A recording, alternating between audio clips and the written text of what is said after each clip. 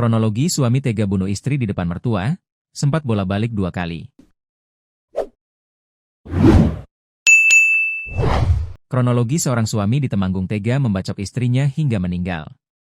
Tragisnya, ia melakukan perbuatan itu di depan mertua. Peristiwa terjadi di Dusun Kerajaan, Desa Ngaren, Kecamatan Ngadirejo, Kabupaten Temanggung, Jawa Tengah, pada Minggu, 17 Mei 2026, siang. Korban berinisial DRS, ibu dengan 2 anak.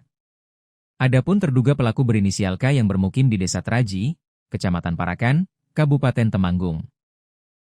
Kepala Dusun Kerajaan Abdullah Safi mengatakan, K datang ke rumah korban sebanyak 2 kali. Yang pertama dia menjemput kedua anaknya dan membawa mereka ke rumah K di Desa Traji. Begitu sampai ke rumah DRS kembali, K diduga membacok korban di ruang tamu. Mereka sudah tidak tinggal bersama 1 tahunan lebih. Kejadian jam 12-an tadi, ucapnya kepada Kompas.com, Minggu. Menurut Abdullah, saat kejadian, korban sedang bercengkerama dengan ibunya di teras rumah. Setelah membacok korban, K disebut kabur dengan menggunakan sepeda motor. Adik DRS, Faza, 18, sempat mengejar kakak iparnya itu tapi tidak tertangkap. Saya lagi di kamar. Saya dengar ibu saya teriak-teriak minta tolong. Ternyata kakak sudah terluka, ujarnya.